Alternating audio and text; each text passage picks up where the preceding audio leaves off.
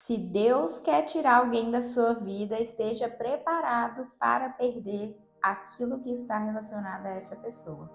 Oi, eu sou Emanuele, discípula de Jesus, e com certeza você já esteve em algum relacionamento que não era para você, seja ele amoroso, seja de amizade, talvez até uma relação de trabalho, enfim, relações no geral. Você provavelmente vai ter que romper com algumas coisas que estão agregadas, ligadas a essa pessoa.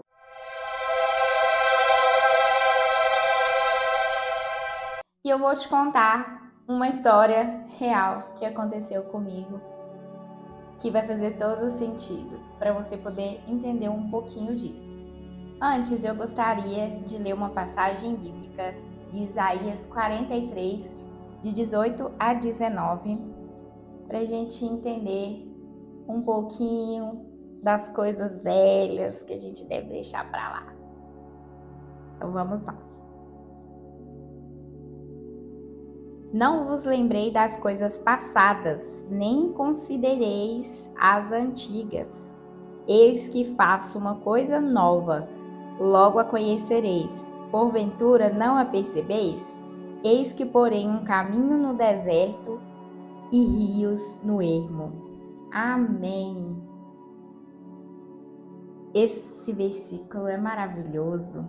Eu namorei por 3 anos com uma pessoa que foi um relacionamento extremamente conturbado. Mas o foco aqui não é o relacionamento em si, e sim o que Deus fez para simbolizar esse novo tempo na minha vida e na vida do meu atual marido hoje.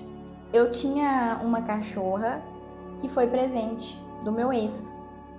E a gente terminou o namoro, né? A cachorra continuou lá em casa, não ia... Passou pela minha cabeça, não vou mentir, que passou pela minha cabeça de doar ela em certo momento. Porque eu queria realmente me desvincular de tudo, de tudo. Eu tirei presente, tudo que ele havia me dado, e eu não fiquei com nada, e só ficou ela. Né? Mas isso passou, essa ideia de doá-la passou e tal. E passou o tempo, fui vivendo, conheci outras pessoas. E até que a minha cachorra, ela adoeceu. E ela adoeceu assim, do nada. A gente não sabe, né, o que ocasionou a doença dela. Que inclusive o resultado do exame saiu depois que ela veio ao óbito. E ela parou de comer. Ela começou assim, parou de comer e tal, e automaticamente foi ficando fraca, né? E aí ela já não estava levantando mais, já estava tremendo muito as patinhas, e foi só, né, muqueando, ficando mal.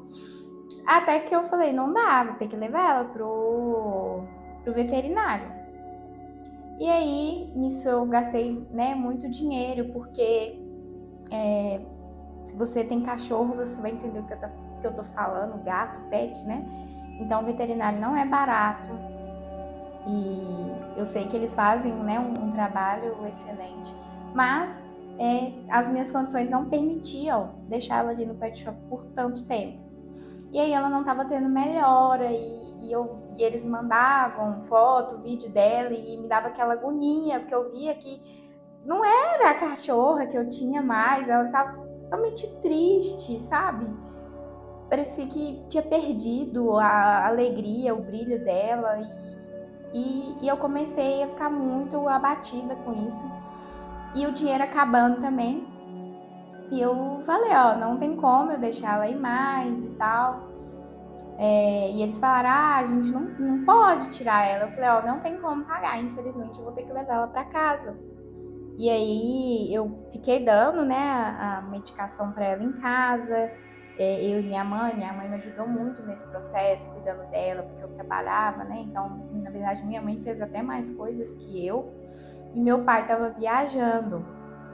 Então, foi um momento de muito desespero. A gente estava sem um suporte masculino em casa e seguimos. Então, eu comecei, né, a namorar o meu marido, E aí, o primeiro dia que ele foi lá em casa conhecer minha mãe, quer dizer, ele já conhecia minha mãe, mas foi a primeira vez que ele foi lá em casa como namorado. A Helena, que é assim que ela chamava, ela faleceu. E eu via que ela não estava bem. Era nítido. Você via uma cachorra que era tão alegre, trazia tanta alegria para casa, era muito bagunceira e enérgica. Você vê a cachorra moadinha, você sabe, né? Mas eu continuei acreditando que Deus poderia salvar a vida dela.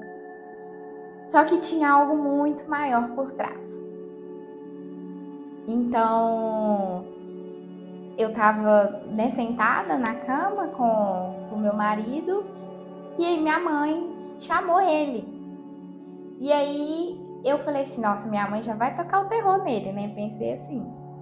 E aí minha mãe chamou ele para contar que a Helena havia falecido. E ela chorou muito, né? Depois ele me falou que ela chorou e que ela chamou ele, no caso, porque ela não ia conseguir me dar essa notícia, porque minha mãe ficou muito abalada também. Minha mãe fez de tudo, de tudo. Então ele foi e falou, olha, eu preciso te contar uma coisa. Então ele me deu notícia e eu chorei. E ela morreu num cantinho que ela gostava muito de deitar. E minha mãe falou, não põe a mão nela, não põe a mão nela. E eu sentei e queria colocar a mão e o meu marido não deixava. E ele teve que me carregar no colo para subir, porque eu não queria, né, sair de onde ela estava. E ele levou o corpinho dela, né, e deu o fim lá necessário para ela. Porque, como eu falei, meu pai não estava em casa, a gente ficou, né, sem esse suporte ali, sem saber muito bem como agir. E a minha mãe, ela sentou comigo e falou assim, olha, você sabe que ela precisava ir. E hoje eu falo isso, pode estar parecendo estranho, né? Eu tô contando aqui sobre um óbito de um animal querido e tô sorrindo, mas é pela mensagem. Porque o ciclo precisava ser fechado. Foi isso que a minha mãe quis dizer, muito usada por Deus naquele momento. Ela precisava ir, ela era parte daquilo tudo que eu tinha vivido, do que eu tinha sofrido. Então, tudo é espiritual. Tudo é espiritual. Ah, um cachorro, mas o cachorro não tem culpa de nada.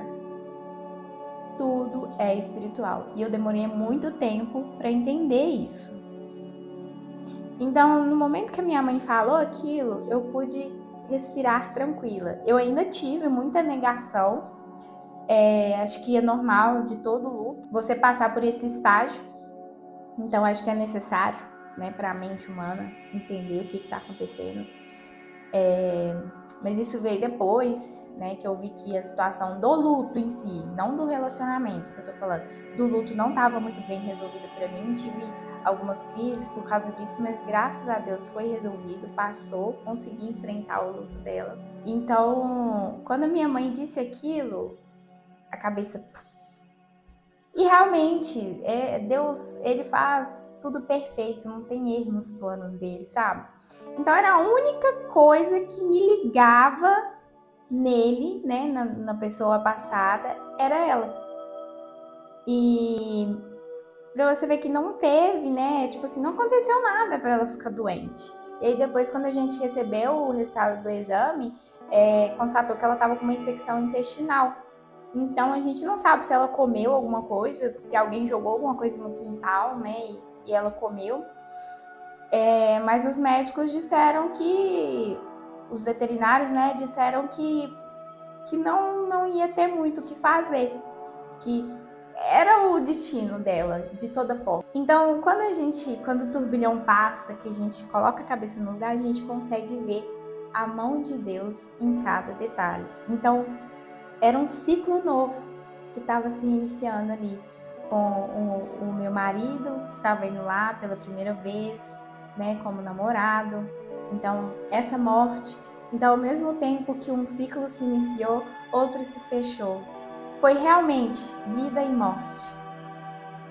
Morte e vida, né, no caso, ao contrário. E hoje eu só tenho a agradecer a Deus por essa experiência que eu vivi. Porque eu pude me conectar muito mais com Ele, estar muito mais atenta a conseguir enxergar mais as coisas de uma forma espiritual.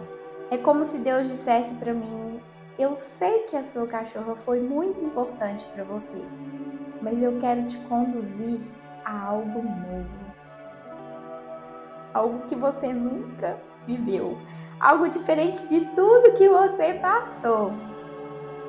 E até então, naquele dia, começou o capítulo mais bonito da minha vida. Que hoje eu estou aqui casada para a honra e glória do Senhor com a pessoa que Ele preparou para mim. Que eu não iria achar outra pessoa melhor, nem nos meus melhores sonhos, que eu encontraria uma pessoa como meu marido. Então, a partir da Helena, ela carregava esse nome muito bonito,